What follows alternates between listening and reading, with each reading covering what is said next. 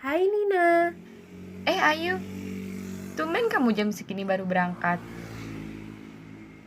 Iya nih, aku bangun kesiangan gara-gara ngerjakan cerpen sampai malam. Cerpen? Astaga, aku lupa buat cerpen. Gimana nih, Yu? Kamu sih emang kebiasaan suka lupa. Itu kan tugas minggu yang lalu. Iya, Yu, aku lupa banget. Kamu buat cerpen tentang apa? Boleh nggak aku lihat cerpenmu? Tentang persahabatan. Iya boleh. Ayo kita baca sambil duduk. Iya, ayo.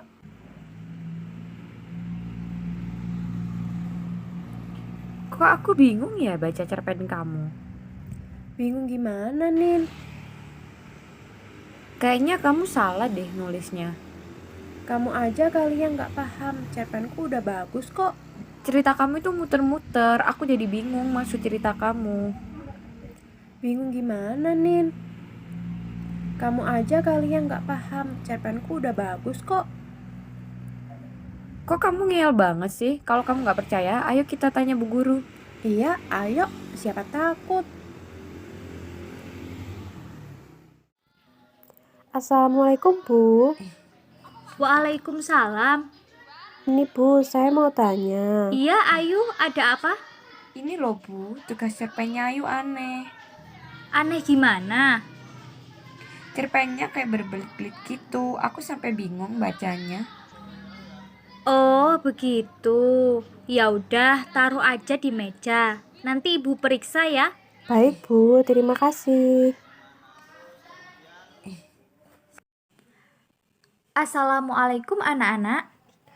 Waalaikumsalam warahmatullahi wabarakatuh. Kemarin Ibu kasih tugas membuat cerpen, apakah sudah dikerjakan? Sudah, Bu.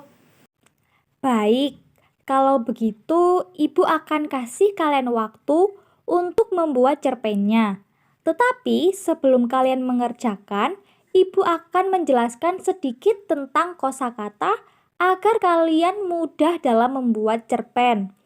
Tadi Ayu dan Nina bilang ke Ibu kalau cerpennya Ayu susah dipahami.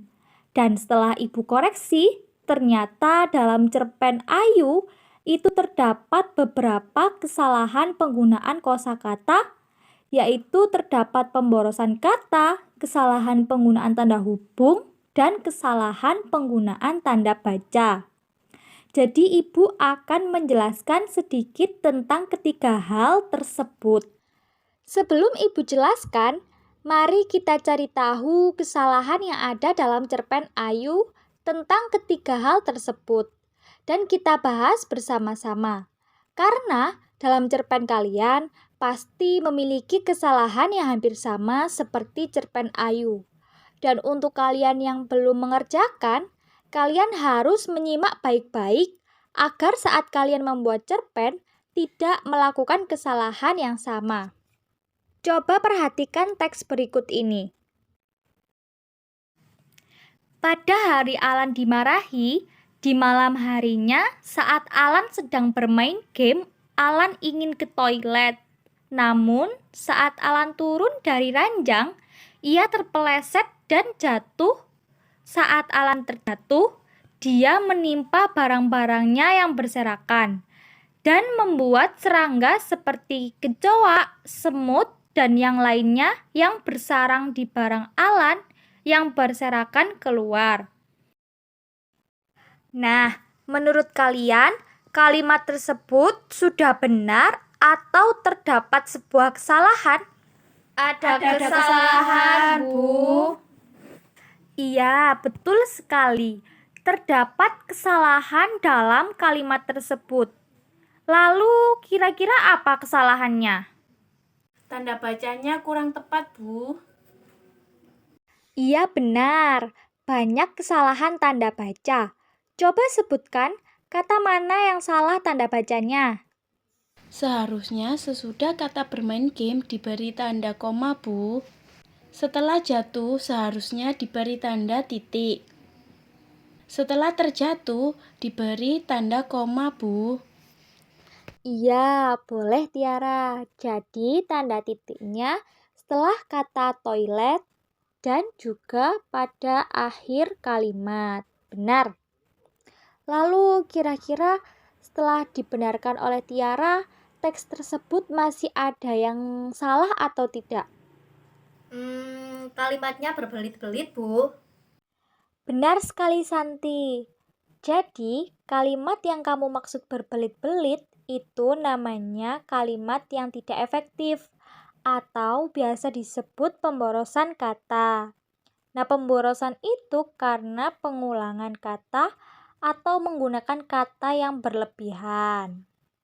Lalu yang ketiga ada kesalahan penggunaan kata hubung. Tadi kan kita sudah mencari kesalahan-kesalahan dalam teks tersebut. Lalu, adakah yang bisa membenarkan kalimat tersebut dari kesalahan yang ditemukan oleh Tiara dan Santi dan menjadikan kalimat yang baru yang benar? Ada yang bisa? Baik, kalau begitu Ibu akan coba benarkan kalimat tersebut ya. Perhatikan baik-baik. Di malam hari Alan dimarahi, dia sedang bermain game. Lalu dia ingin ke toilet. Namun saat Alan turun dari ranjang, ia terpeleset dan jatuh menimpa barang-barangnya yang berserakan. Sehingga membuat serangga yang bersarang di barang Alan berhamburan keluar. Sebelum Ibu jelaskan, Ibu akan tanya terlebih dahulu. Apakah kalian tahu apa itu kosakata? Kosakata adalah sekumpulan kata yang dimiliki seseorang yang digunakan untuk merangkai kata menjadi kalimat. Nah, selanjutnya Ibu akan menjelaskan tentang kesalahan penggunaan kosakata. Yang pertama ada kata hubung. Kata hubung adalah kata yang berfungsi sebagai penghubung antar kata atau kalimat. Penggunaan kata hubung dalam sebuah kalimat atau paragraf berfungsi agar susunan kata atau kalimat memiliki keterkaitan. Contoh kata hubung yaitu dan, dari, serta, melainkan, padahal, sedangkan, atau tetapi. Setiap kata hubung mempunyai fungsi yang berbeda-beda, seperti menyatakan sebab, akibat, perbandingan, penegasan, dan lain sebagainya. Lalu permasalahan yang kedua adalah kalimat yang tidak efektif. Kalimat yang tidak efektif dapat kita ketahui lewat pemborosan penggunaan kata. Pemborosan penggunaan kata biasanya seperti penggandaan subjek, penggandaan bentuk, dan tidak hemat menggunakan kata. Pemborosan kata dapat membuat pembaca bingung karena tidak langsung pada inti yang ingin disampaikan. Lalu permasalahan yang ketiga ada tanda baca. Tanda baca adalah tanda yang sering dipakai dalam sistem ejaan. Penggunaan tanda baca adalah untuk menunjukkan struktur sebuah tulisan, menentukan intonasi, serta jeda pada saat pembacaan. Nah, tanda baca itu ada banyak. Di antaranya yaitu titik, koma, titik dua, titik koma, tanda tanya, tanda seru, tanda petik, dan lain sebagainya. Tetapi sekarang Ibu akan menjelaskan tanda baca yang akan sering kalian temui ketika membuat cerpen. Yang pertama ada tanda titik. Tanda titik terletak pada akhir sebuah kalimat. Tanda ini berfungsi sebagai penutup dan pengakhir kalimat.